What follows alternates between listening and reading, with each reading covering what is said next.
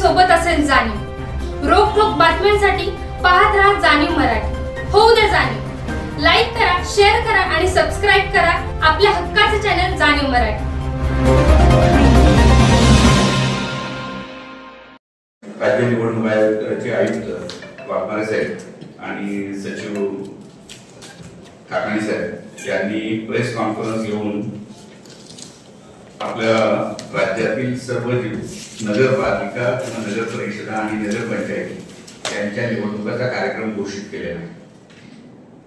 त्या कार्यक्रम घोषणेनुसार आपल्या जिल्ह्यातल्या 9 नगर परिषदा किंवा नगरपालिका आणि 1 नगरपंचायत यांच्या निवडणुकाचाही कार्यक्रम घोषित केलेला आहे।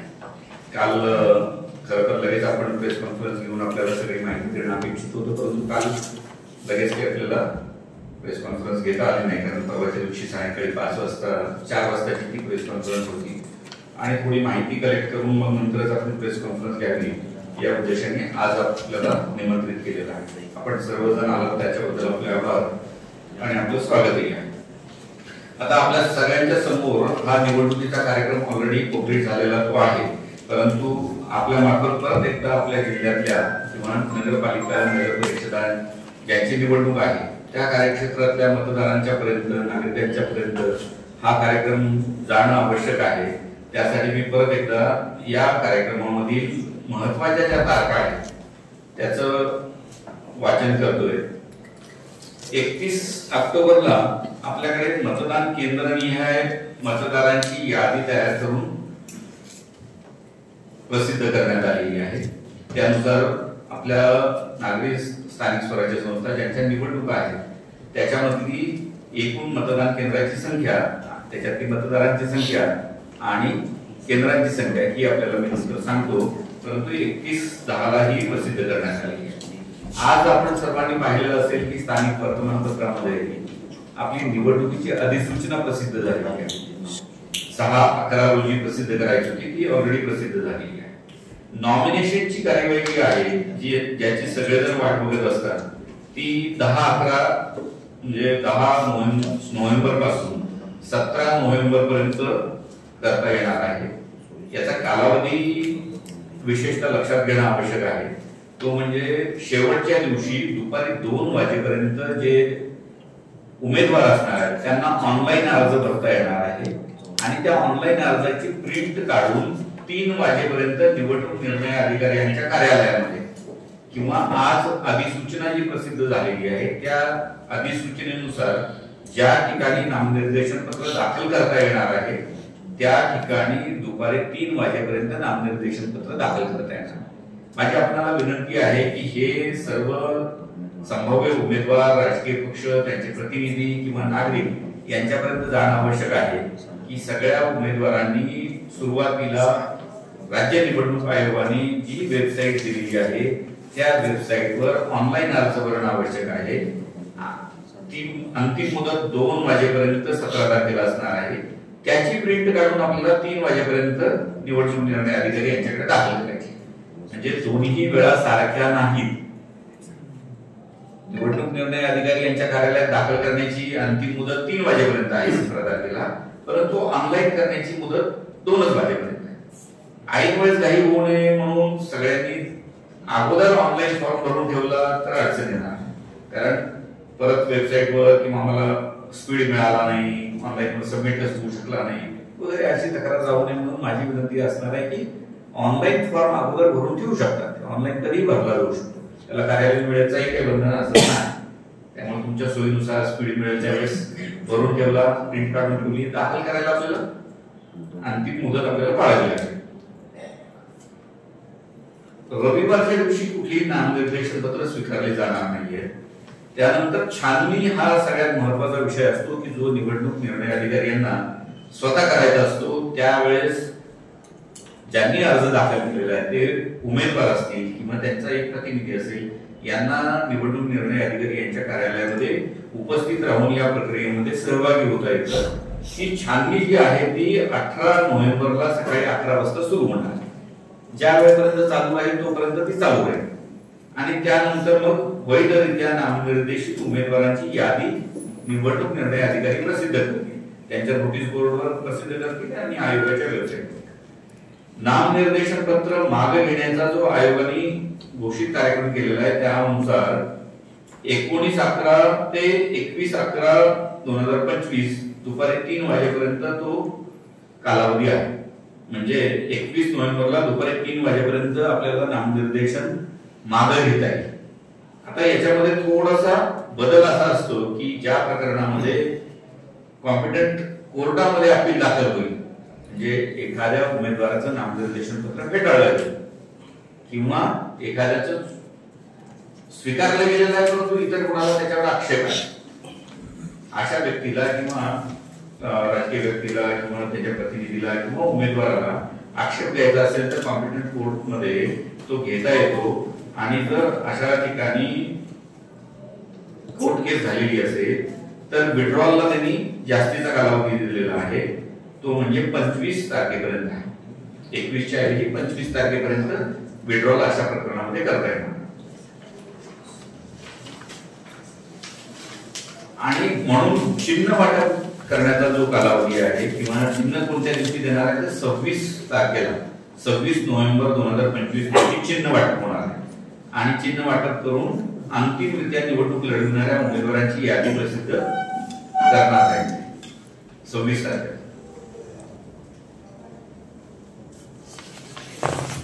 ठीक आहे. आणि आवश्यकता असल्यास मतदानाचा दिनांक, म्हणजे एखाद्या प्रभागामध्ये जर जेवढे उमेदवार ज्या प्रवर्गाचे असतील किंवा जागा ज्या प्रवर्गाची असेल आणि जेवढे उमेदवार निवडून द्यावायचे आहेत तेवढेच वैधरित्या निवडणूक लढवणारे उमेदवार शिल्लक असले तर त्यावेळेस मतदान घेण्याची आवश्यकता पडत नाही.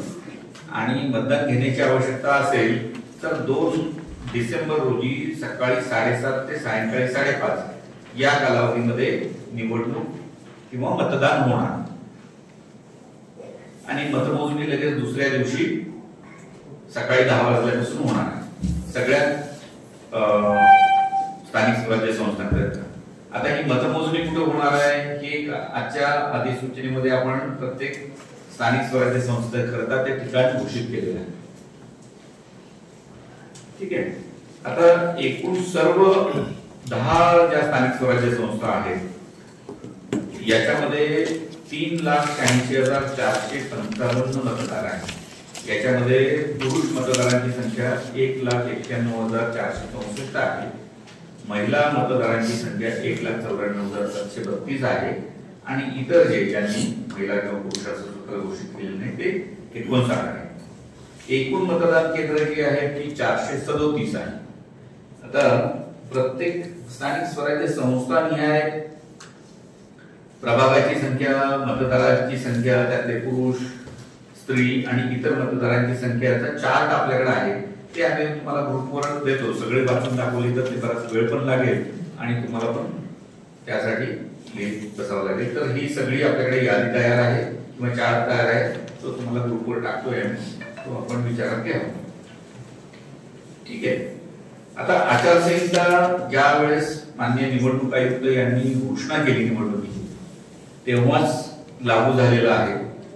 आणि आचारसंहिता संपणार कधी आहे तर ज्या वेळेस निवडणुकीचा निकाल घोषित होईल त्यावेळेस आचारसंहिता संपुष्टात येईल. 3 तारखेला मतमोजणी आहे आणि त्याच दिवशी निकाल लागणार अपेक्षित आहे.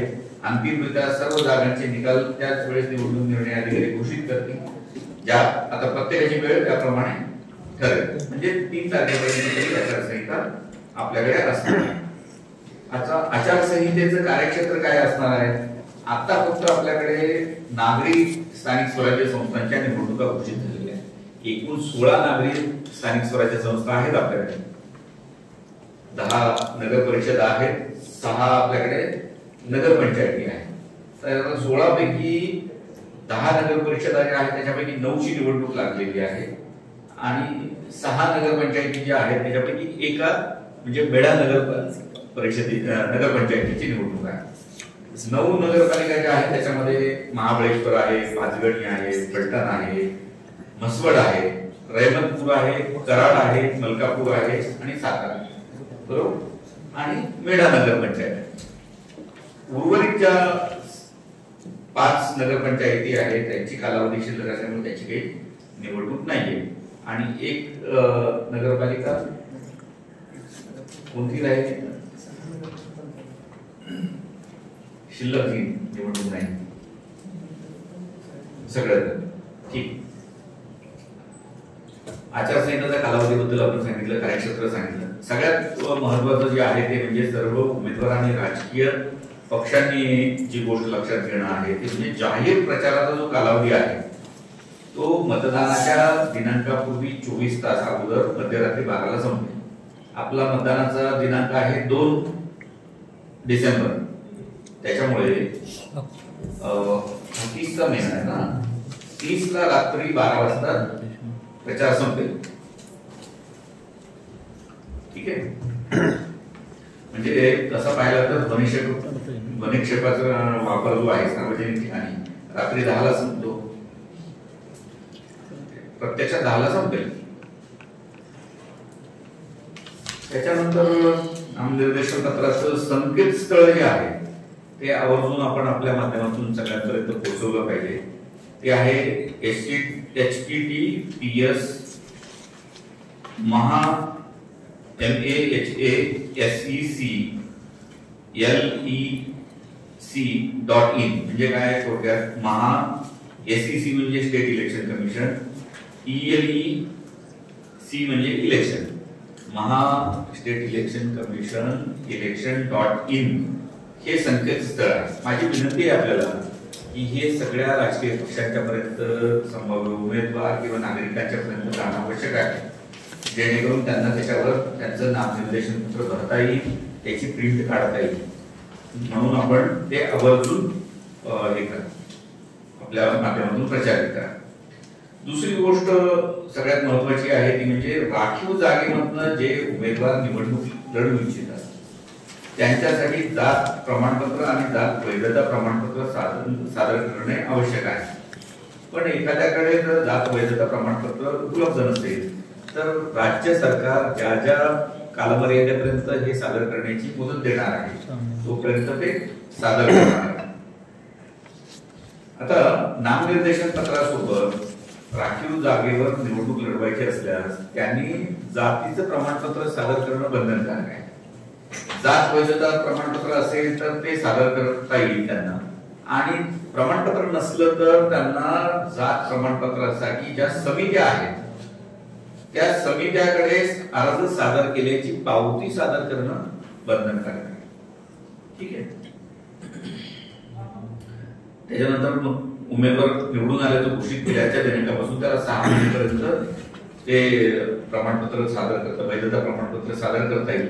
जर सादर केलं नाही तर त्याची निवड ही पूर्वलक्षित प्रभावाने निरस्त असल्याचं घोषित करता येईल. परंतु अधिनियमामध्ये जर काही त्याच्यापूर्वी अमेंडमेंट झाली तर जी काही असेल ती अमेंडमेंट लागू होईल. मतदारांसाठी राज्य निवडणूक आयोगाने एक संकेतस्थळ तयार केलेलं आहे. आपण सगळ्यांनी एक लक्षात घेतलं पाहिजे की मूळ मतदार यादी जी असते ती केंद्रीय निवडणूक आयोगाने त्या त्या विधानसभा मतदारसंघासाठी तयार केलेली मतदार यादी असते. विधानसभा मतदारसंघासाठी मतदार नोंदणी अधिकारी आणि सहाय्यक मतदार नोंदणी अधिकारी घोषित केलेले असतात आणि ते बीएलओच्या माध्यमातून अर्ज स्वीकृत करून किंवा ऑनलाईन आलेल्या अर्जांची स्वीकृती किंवा त्यावर निर्णय करून विधानसभेसाठीची यादी तयार करत असतात. आपल्याकडे 2 प्रकारचे निवडणूक आयोग आहेत. एक भारत निवडणूक आयोग किंवा केंद्रीय निवडणूक आयोग आहे, ज्याच्या माध्यमातून लोकसभा आणि विधानसभेच्या निवडणुका त्याचबरोबर विधान परिषदेच्या निवडणुका होत असतात, राज्यसभेच्या निवडणुका होत असतात.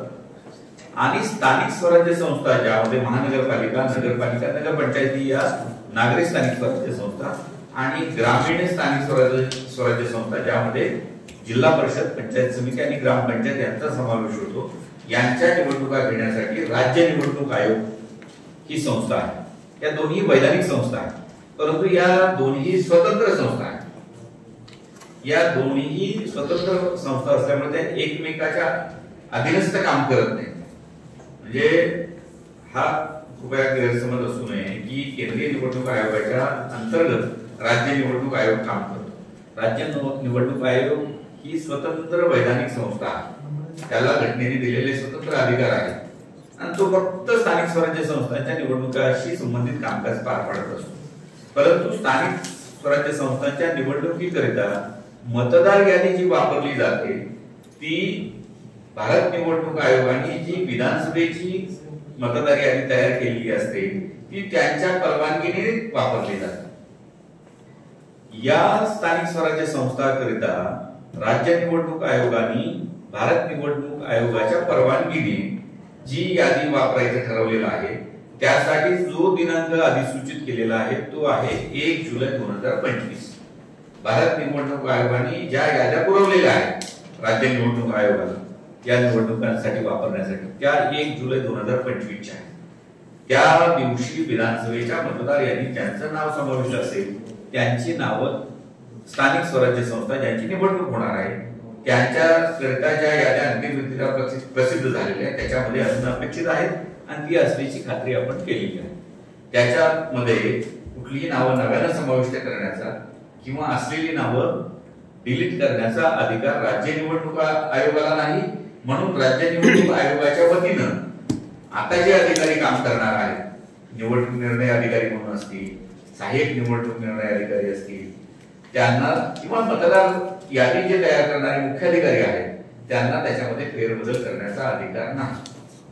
परंतु वेगवेगळ्या पक्षांकडनं किंवा उमेदवारांकडनं व्यक्तीकडनं राज्य निवडणूक आयोगाकडे जे आक्षेप मतदार यादीच्या अनुषंगाने दाखल झालेले होते, जे निवेदनं दाखल झालेली होती त्या अनुषंगाने राज्य निवडणूक आयोगाने दुबार मतदारांच्या अनुषंगाने काही आदेश निवडणूक निर्णय अधिकारी आणि मुख्याधिकारी यांना दिलेले आहेत. ते म्हणजे संभाव्य दुबार नावांच्या बाबत दक्षता घेणे.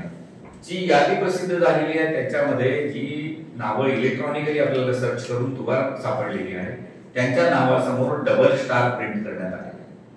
या संदर्भाने निवडणूक निर्णय अधिकारी आणि त्यांच्या अधीनस्थ काम करणारे सहाय्यक निवडणूक अधिकारी किंवा मुख्याधिकारी यांनी अशा मतदारांशी संपर्क करायचा आहे. त्यांच्याकडे एक फॉर्म भरून घ्यायचा आहे की ते नेमके दोन्हीपैकी कुठल्या ठिकाणी काम करणार आहेत. मतदार नोंदणी अधिकारी निवडणूक निर्णय अधिकारी जे मतदान केंद्राध्यक्ष असणार आहेत त्यांना पण ती यादी पुरवतील. ज्या ठिकाणी त्यांनी प्रेफरन्स दिलेला तिथंच त्याला मतदान करता येईल, दुसऱ्या ठिकाणी त्यांना मतदान करता येणार नाही. आणि विशेष दक्षता त्यांची त्या दिवशी घेण्यात येईल की त्यांनी दुबार मतदान कुठल्याही परिस्थितीमध्ये तो करणार नाही याची ते काळजी घेतील. मतदारांसाठीच संकेतस्थळ आयोगाने तयार केलेलं आहे. ते आहे MAHASEC voterlist.in MAHASEC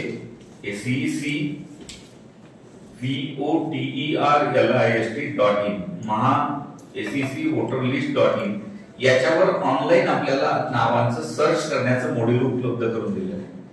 त्या स्थानिक स्वराज्य संस्थेचं नाव टाकलं, तुमचं नाव टाकलं किंवा तुमचा इपिक नंबर टाकला तर तुम्हाला तुमचं नाव कुठल्या मतदान केंद्रामध्ये आहे त्या स्थानिक स्वराज्य संस्थेच्या त्याचं ठिकाण कुठलं आहे हे शोधता येईल आणि त्या ठिकाणी जाऊन तुम्हाला मतदान करता येईल. मतदान हे आपल्याला इलेक्ट्रॉनिक वोटिंग मशीनवरच घ्यायचं आहे. बऱ्याच लोकांचा संभ्रम असण्याची शक्यता आहे किंवा शंका असण्याची शक्यता आहे. ज्याप्रमाणे लोकसभेला किंवा विधानसभेला व्हीव्हीपॅट हे यंत्र वापरलं जातं तर ते या निवडणुकीसाठी वापरलं जाणार नाही. राज्य निवडणूक आयोगाने त्यांच्या प्रेस कॉन्फरन्स मध्ये हे क्लिअर केलेलं आहे. कारण राज्य निवडणूक आयोगाची मतदान यंत्र वेगळी आहेत, केंद्रीय निवडणूक आयोग किंवा भारत निवडणूक आयोगाची मतदान यंत्राचा फॉर्मॅट वेगळा आहे किंवा त्यांचा मेक वेगळा आहे. बघा आपण एक लक्षात घ्या की दोन्ही निवडणूक आयोगाच्या कामकाजाची पद्धत किंवा ही वेगळी एवढ्या मर्यादेतच आहे ती म्हणजे आपल्याकडे मल्टिपल उमेदवारांना निवडून द्यायचं असतं. भारत निवडणूक आयोगाची निवडणूक ही एका उमेदवारासाठी होत असते.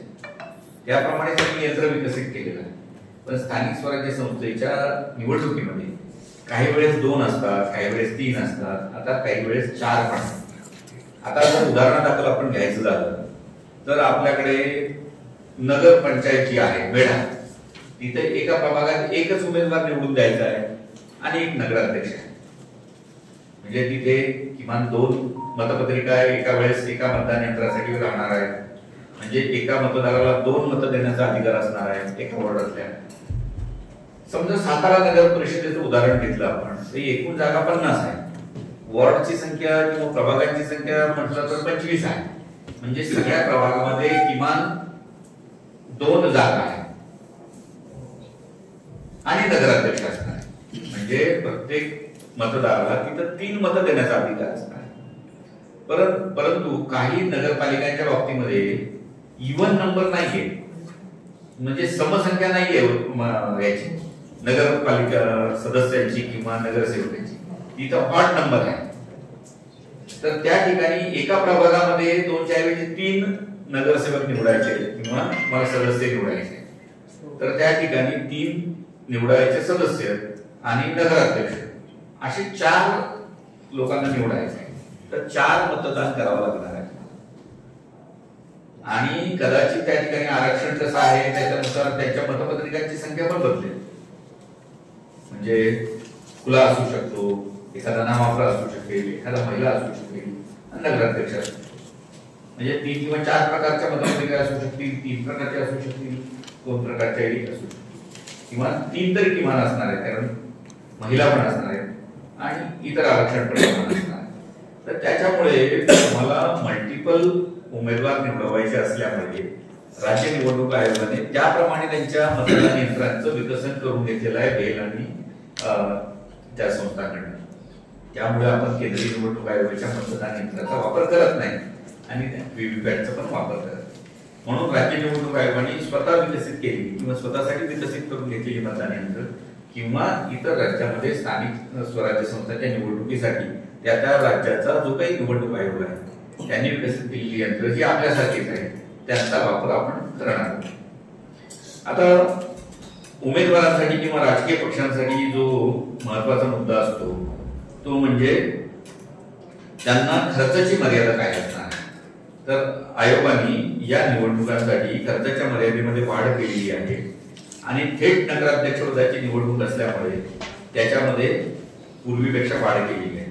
आता आपल्याकडे अ वर्ग नगर परिषद एक आहे सातारा, त्या ठिकाणी 15 लक्ष हे नगराध्यक्ष पदाच्या उमेदवारांसाठी ची खर्च मर्यादा असणार आहे आणि सदस्यांसाठीची 5 लाख रुपये खर्च मर्यादा असणार आहे. ब वर्गाच्या 2 नगर परिषदा आपल्याकडे आहेत, त्या म्हणजे एक कराड आणि दुसरी फलटण. तर या ठिकाणी नगराध्यक्षांसाठी 11,25,000 ची मर्यादा आहे आणि उमेदवारांसाठी 3,50,000 आहे. उर्वरित 6 ज्या नगर परिषदा आहेत त्याच्यासाठी नगर परिषद नगराध्यक्षांसाठी जी खर्च मर्यादा आहे ती 7,50,000 आहे आणि उमेदवारांसाठी 2,50,000 ही असणार आहे. त्याच्यामध्ये उर्वरित सगळ्या नगरपालिका म्हणजे महाबळेश्वर, पाचगणी, वाई, म्हसवड आणि रहिमतपूर आणि मलकापूर 6. आणि नगरपंचायती काय ती म्हणजे मेढा, त्या ठिकाणी नगराध्यक्षासाठी 6 लाख आणि उमेदवारांसाठी 2,25,000 ही त्यांची खर्च मर्यादा असणार आहे. तर ईव्हीएम ची संख्या ही आपल्याला आयोगाने जी निश्चित करून दिलेली आहे ती असणार आहे. जेवढी किमान मतदान केंद्राची संख्या आहे तेवढी आणि राखीव जी काही मतदान केंद्र आपल्याला यंत्र लागतात ती तर साधारणतः 437 मतदान केंद्र असणार आहे. त्याच्यासाठी रिझर्व्ह वगैरे हे करून आणि अगोदर ट्रायलसाठी वापरली साधारणतः 532 कंट्रोल युनिट लागणार आणि 1074 त्याच्या डबल आपल्याला बॅलेट युनिट लागणार आहे. तर बॅलेट युनिटची संख्या ही प्रत्यक्ष निवडणूक लढवणाऱ्या उमेदवारांच्या संख्येनुसार बदलू शकते. कारण एका बॅलेट युनिटवर किती उमेदवार असू शकतात त्याला मर्यादा आहे. जास्तीत जास्त 16 संख्या असू शकते. शेवटचं जे काही बॅलेट युनिट असणार आहे त्याच्यावर 15 असणार आहे, कारण शेवटचा आपल्याला नोटा असणार आहे. आणि काही वेळेस 2 मतपत्रिका 3 मतपत्रिका झाल्या तर मधले एक चिन्ह पण आपल्याला कॅप म्हणजे एक बटन जे आहे ते कॅप करून ठेवावं लागेल. त्याच्यामुळे ती संख्या बदलू शकते. आयोगाने माझी आपल्याला विनंती आहे की राज्य निवडणूक आयोगाची वेबसाईट आहे ते या वेबसाईटवर वेगवेगळे आदेश आयोगाने पब्लिश केलेले आहेत. ते आदेश आपल्याला पाहायला भेटणार आहेत. आता निवडणुकीचा कार्यक्रम जो घोषित केलेला आहे तो 4/11/2025 ला घोषित केलेला आहे. तो आपल्याला वेबसाईटवर पाहता येईल. आदर्श आचारसंहितेच्या अनुषंगाने एकत्रित आदेश आयोगाने पब्लिश केलेले आहेत. यापूर्वीचे सर्व आदेश अधिक्रमित करून नवीन आदेश 4 नोव्हेंबरलाच पब्लिश केलेला आहे. तो पण मोठा आदेश आहे. आपल्यालाही काही शंका असेल तर आपण जरूर त्या आदेशाचा अभ्यास करून हे करू शकता. वेगवेगळी कलमं जी आपल्याला वापरायची आहेत त्याचा पण त्याच्यामध्ये उल्लेख केलेला आहे. त्यानंतर कायदा व सुव्यवस्थेच्या अनुषंगाने 4 नोव्हेंबरला परत आयोगाने एक आदेश काढलेला आहे. तो पण त्याच्यावर पाहता येईल आपल्याला. मतदान केंद्राचे निकष वगैरे जे आहेत ते 29 ऑगस्ट 2025 ला आयोगाने दिलेले आहेत. तो पण आदेश आपल्याला या ठिकाणी पाहता येईल. दुबार मतदाराच्या विषयी जी कारवाई करायची आहे तो आदेश 29 ऑक्टोबर 2025 ला काढलेला आहे. तो पण आपल्याला वेबसाईटवर पाहता येईल. मतदान केंद्राच्या वर ज्या सोयी सुविधा आपल्याला पुरवायच्या आहेत त्याच्या अनुषंगाने 26 जून 2025 ला आदेश काढलेला आहे. तो आपल्याला पाहता येईल. खर्च मर्यादेच्या अनुषंगाने 29 ऑक्टोबर 2025 चा आदेश आहे. तो पण आपल्याला पाहता येईल. थोडक्यामध्ये या आदेशामध्ये ज्या तरतुदी दिलेल्या आहेत मी सगळे जे आदेशांची तारखा वाचून दाखवल्या आपल्याला किंवा सांगितल्या त्याच्यामध्ये तरतुदी ज्या होत्या त्या थोडक्यामध्ये या प्रेस नोट मध्ये आम्ही ब्रीफ मध्ये दिलेल्या आहेत. ती प्रेस नोट आपल्याला आपल्या माहितीसाठी आम्ही सर्क्युलेट करतोय आणि त्याच्यामध्ये ज्या बाबी सविस्तर नसतील त्या या आदेशामध्ये त्या आपण पाहू शकतो. धन्यवाद.